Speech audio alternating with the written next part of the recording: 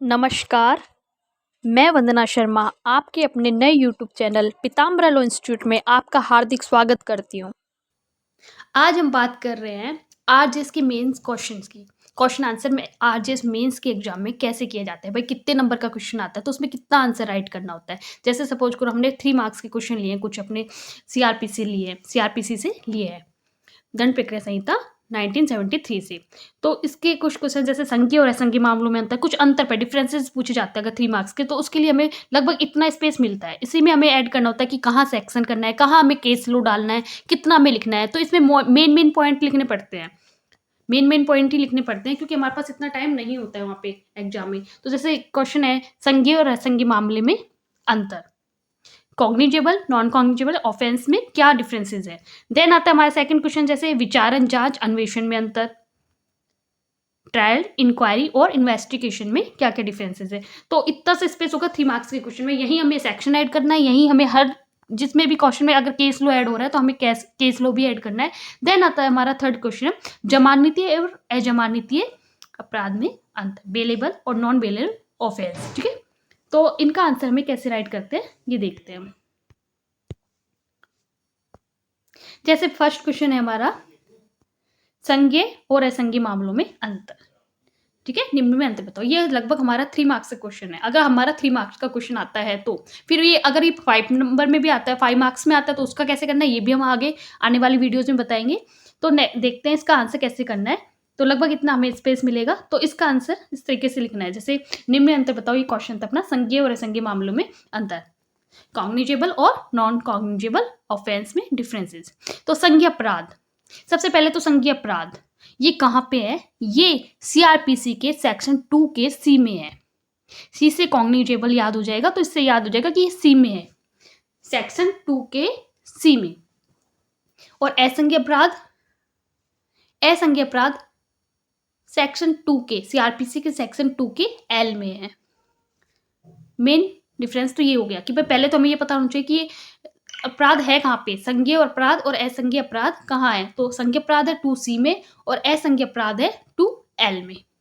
फिर संघीय अपराध कैसे होते हैं, इसमें जो पुलिस बिना वारंट के गिरफ्तार कर सकती है, और असंघीय अपराध क्या होते हैं, इसमें पुलिस बिना वारंट के गिरफ्तार नहीं कर सकती, इसमें वारंट के बिना गिरफ्तार नहीं कर सकती। ये छोटे मोटे जो भी अपराध होते हैं उनमें वारंट आता है। कई बार आपने सुना होगा ना कि उसके खिलाफ वारंट आया है, तो वारंट है। और जो कॉग्निजेबल अपराध होते हैं, जो संघीय अपराध होते हैं, इनमें बिना वारंट के ही गिरफ्तार कर सकती है पुलिस। देन आता है इसमें सेकंड डिफरेंस क्या है, सेकंड अंतर, परिवाद और एफआईआर दर्ज कर सकते हैं। परिवाद या क्या होता है, कंप्लेन, और एफआईआर दर्ज हो सकती है। परिवाद उर्दू का शब्द है, आम भाषा में हिंदी बोलचाल में हम इसको बोलते हैं शिकायत दर्ज करना, और एफआईआर दर्ज कर सकते हैं। तो इसमें दोनों होती है। पहला डिफरेंस क्या था कि बिना वारंट के गिरफ्तार कर सकती है। जो कॉग्निजेबल ऑफेंस होते हैं इनमें पुलिस कौन कर सकता है, पुलिस बिना वारंट के गिरफ्तार कर सकती है। और असंघीय मामले में होते हैं, इसमें पुलिस बिना वारंट के गिरफ्तार नहीं कर सकती है। इसमें परिवाद और एफआईआर दोनों दर्ज किए जा सकते हैं, कंप्लेन और एफआईआर दोनों दर्ज हो सकती हैं कॉग्निजेबल ऑफेंस में। और जो नॉन कॉग्निजेबल ऑफेंस होते हैं, असंघीय अपराध होते हैं, उनमें केवल परिवाद दर्ज कर सकते हैं, केवल कंप्लेन होती है। नेक्स्ट आता है, इसमें पुलिस डायरेक्ट अन्वेषण कर सकती है। जो कॉग्निजेबल ऑफेंस होते हैं इसमें पुलिस क्या करती है, डायरेक्ट अन्वेषण कर सकती है, इन्वेस्टिगेशन होती है, इसमें पुलिस डायरेक्ट इन्वेस्टिगेशन कर सकती है।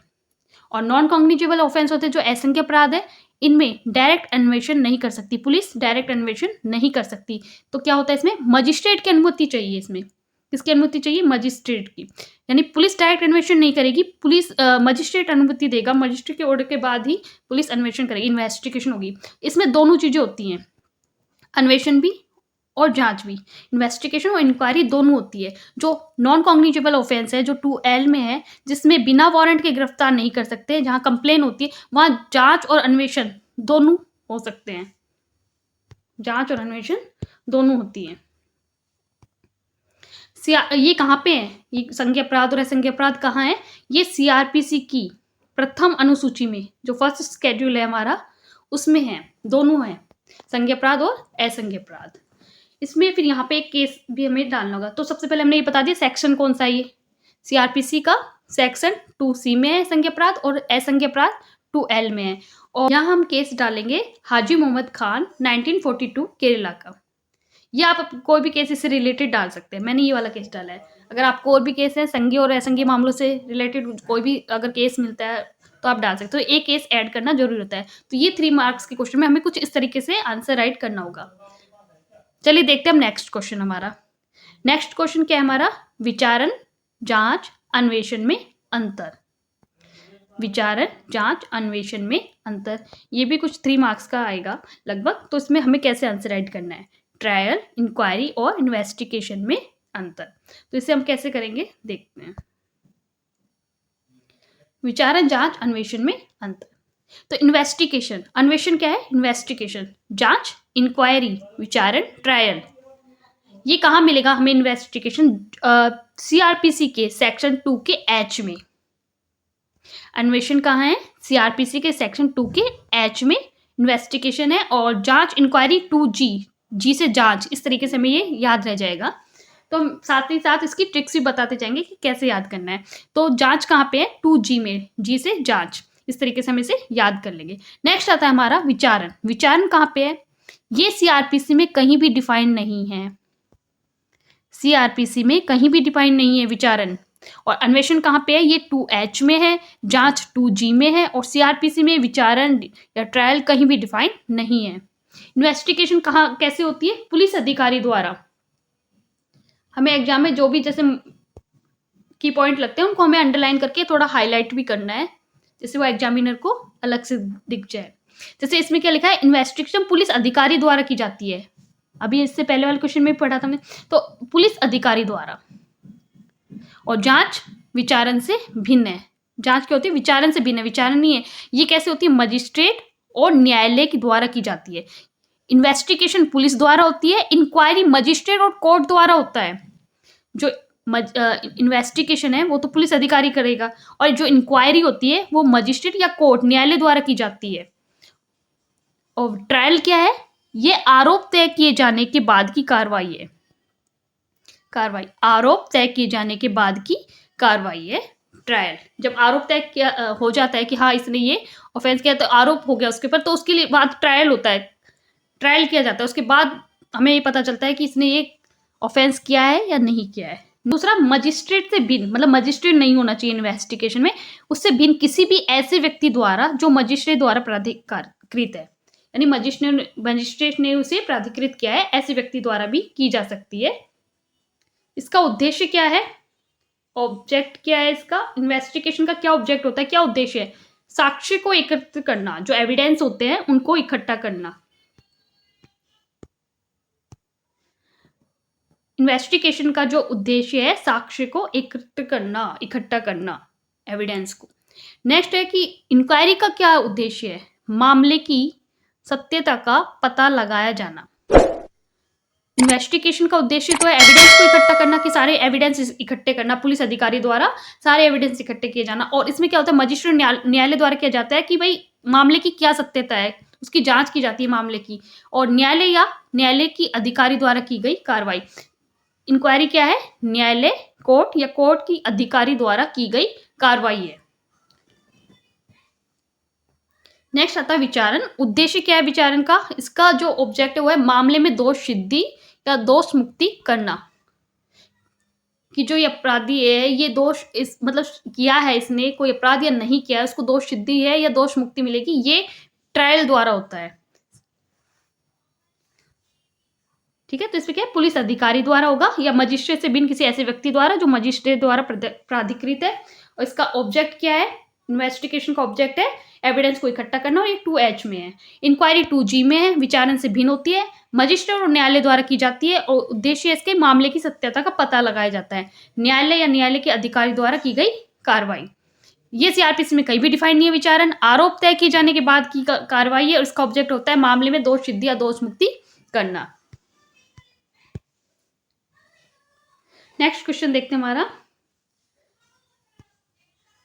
जमानती और अजमानती अपराध में अंतर। ये भी 3 मार्क्स का क्वेश्चन आएगा, तो उसका आंसर राइट कैसे करना है ये बताना है। बेलेबल और नॉन बेलेबल, किन मामलों में बेल मिलेगी और किन मामलों में नहीं मिलेगी। जमानती अपराध क्या है, अजमानती अपराध क्या है, तो इनमें डिफरेंसेस बताने हैं। जमानती अपराध और अजमानती अपराध में अंतर। तो जो दंड प्रक्रिया संहिता सीआरपीसी के सेक्शन 2A में है, जमानती अपराध कहाँ पे है?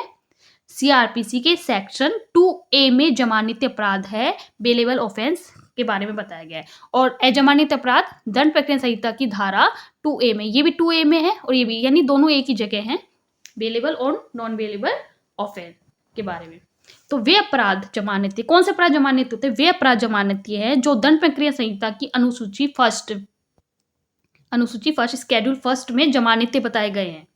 दंड प्रक्रिया संहिता की स्केड्यूल फर्स्ट में जमानती बताए गए हैं, वो अपराध जमानती होते हैं। और अजमानती अपराध क्या होते हैं? अजमानती अपराध से कोई अन्य अपराध अभिप्रेत है, जो जमानती नहीं है, वो अन्य अपराध हो गए, वो अजमानती हो गया है।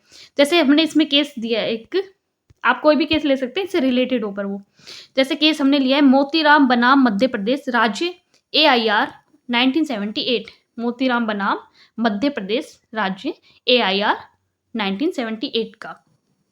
ये केस हर जहां भी क्वेश्चन में केस डल रहा है वहां में डालना है, ऐड करना है।